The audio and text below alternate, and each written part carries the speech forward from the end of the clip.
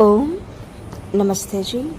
सगोत्र में विवाह नहीं करना चाहिए ऐसे हम सुनते रहते हैं। इसका कारण आज जानने की कोशिश करते हैं। पंडित जगदेव सिंह सिद्धांती जी के इस लेख के माध्यम से मैं विवरण देना चाहती हूँ। सगोत्र विवाह का निषेध क्यों?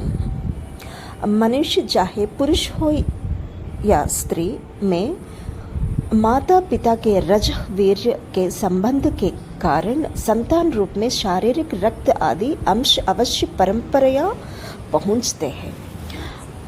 मनुष्यों में चाहे स्त्री हो या पुरुष हो, माता पिता के कारण रज और वीर्य संबंधित कुछ अंश अपने रक्त में पहुंचते हैं। परंपरा से आती रहती है। यह आयुर्वेद का विशुद्ध वैज्ञानिक सिद्धांत है। इस कारण समान रजः-वीर्य के मिलने में संतान में कुछ विशेषता उत्पन्न नहीं होती है। इसी कारण समान रज या समान वीर्य के व्यक्ति मिलने से संतान में जो विशेष उत्पन्न होना है, विशेषता किसी भी प्रकार हो, आने वाले नई संतान में उत्पन्न होना है, वो उत्पन्न नहीं हो सकती। और भाई बहन आदि अनेक संबंध नष्ट हो जाने से सदाचार का नाश और व्यभिचार की वृद्धि होती है। जो व्यक्ति भाई बहन की तरह रहना चाहिए, यदि वो विवाह करे तो उनका संस्कार बिगड़ जाते हैं और सदाचार की जगह व्यभिचार की वृद्धि होती है। अतः समान गोत्र में विवाह कभी नहीं करना चाहिए। माता आदि का गोत्र भी छोड़ जावे तो और भी अच्छा है, परंतु माता की सपिंडता 6 पीढ़ियों तो अवश्य छोड़ देनी वैधानिक है। यदि माता का गोत्र पूरी तरह से छोड़ दे तो और भी अच्छा है। कम से कम 6 पीढ़ियों तक तो अवश्य छोड़ देनी चाहिए। 6 पीढ़ियों तक सपिंडता कहलाती है। माता की ओर से सगोत्र को 6 पीढ़ियों तक सपिंडता कहलाती है।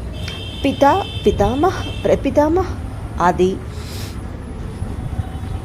क्रम से हजारों पीढ़ियों तक पीछे जाना गोत्र कहलाते हैं। पिता से, दादा से और परदादा से, और ऐसे ही आगे हजारों पीढ़ियों तक जाना गोत्र कहलाता है। 6 पीढ़ियों तक के बालक सपिंड कहलाते हैं, अर्थात 6 पीढ़ी ऊपर तक जितने पितृगोत्र और मातृगोत्र में पुरुष होंगे वे परस्पर सपिंड कहलाते हैं। 6 पीढ़ी तक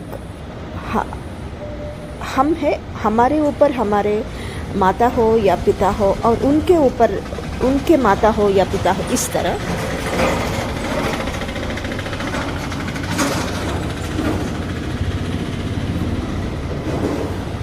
इस तरह यदि देखें तो 6 पिंड तक, इस तरह देखें तो 6 पिंड तक, 6 पीढ़ी तक सगोत्र व्यक्ति सपिंड कहलाते हैं, मतलब भाई बहन जैसे लगते हैं। 7वीं पीढ़ी पर पहुंचकर मातृवंश की सपिंडता समाप्त हो जाती है, क्योंकि वैज्ञानिक आधार पर माता के रक्त का अंश बालक में 6 पीढ़ी तक अवश्य पहुंचती है। 6 पीढ़ी के बाद 7वीं पीढ़ी शुरू होने के बाद माता की तरफ से सपिंडता समाप्त हो जाती है।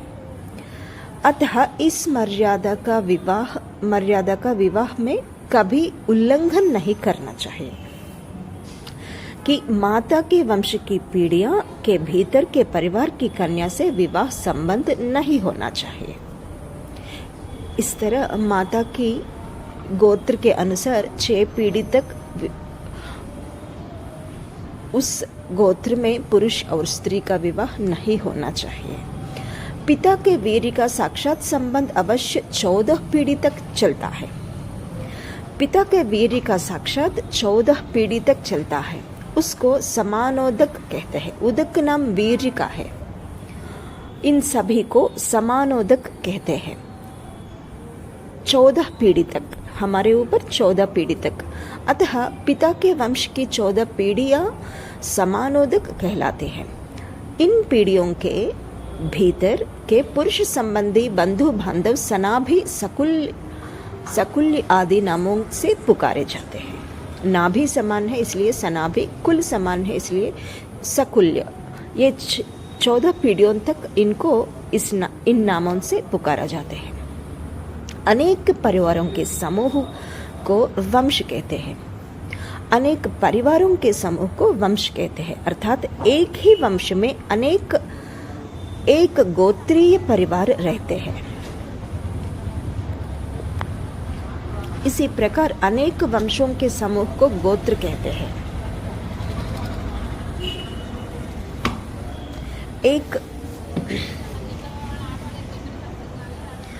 एक वंश में एक गोत्रीय परिवार, बहुत परिवार रहते हैं, लेकिन उन सभी परिवारों का गोत्र एक ही होता है। इस समूह को वंश कहते हैं। इसी प्रकार अनेक वंशों के समूह को गोत्र कहते हैं।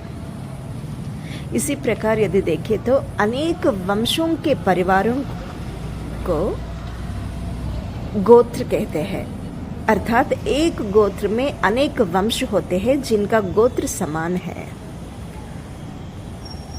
वंश भिन्न होने पर भी गोत्र समान हो सकता है।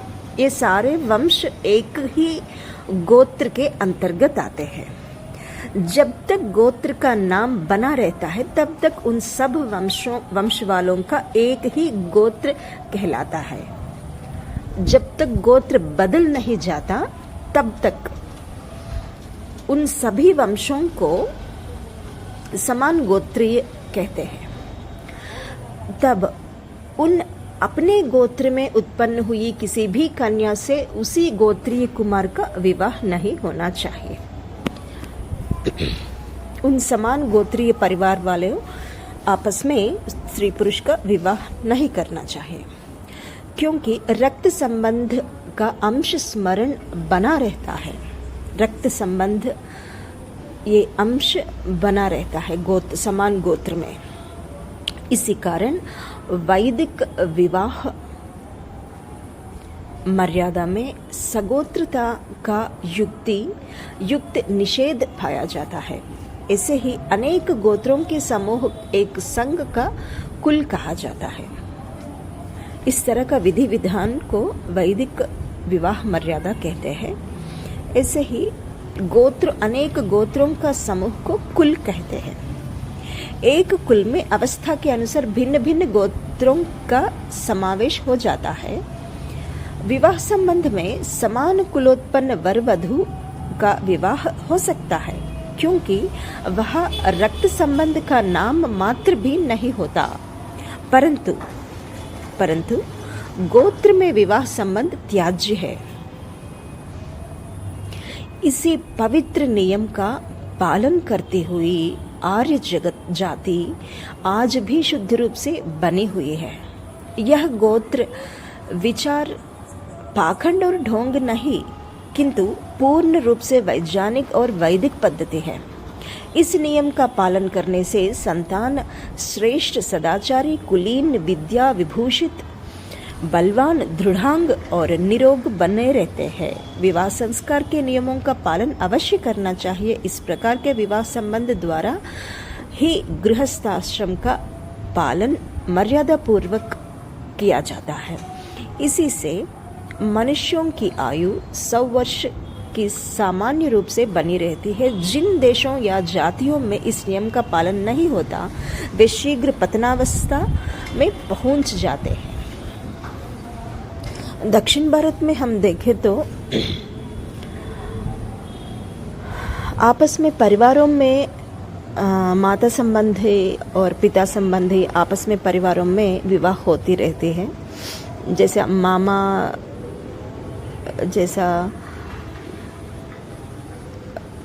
अगर पिता की बहन बुआ की बेटा हो या माता की तरफ से माता का भाई हो, इस तरह विवाह आपस में परिवार में करते रहते हैं। लेकिन उसी संबंध को यदि उत्तर भारत में देखें तो वो वहाँ भाई बहन समान समझते हैं, वो इनकार करते हैं इस तरह के विवाह करने के लिए। ये अच्छा है। इस तरह आपस में पारिवारिक विवाह करने से आधुनिक विज्ञान के अनुसार भी तरह तरह के रोग उत्पन्न होते हैं, ये सिद्ध किया गया है। हम देखते रहते हैं कि किसी किसी के आंखें स्थिर नहीं होते हैं, इधर उधर पेंडुलम की तरह घूमते रहते हैं, इधर से उधर ऐसा बहुत तेज से घूमते रहते हैं, लेकिन स्थिर नहीं रह पाते। इस तरह के कई रोग उत्पन्न होता है आपस में पारिवारिक विवाह करे तो। इसलिए हमारे ऋषियों से कहा गया ये मार्ग उत्तम है। सगोत्र नहीं करना चाहिए। माता की तरफ से 6 पीढ़ी तक नहीं करना चाहिए और पिता की तरफ से ऊपर का 14 पीढ़ी तक नहीं करना चाहिए। इन सभी को हम भाई बहन जैसा भावना ही समझना चाहिए, तभी सदाचार बनी रहती है, अच्छा संस्कार बनी रहती है। धन्यवाद। ओम।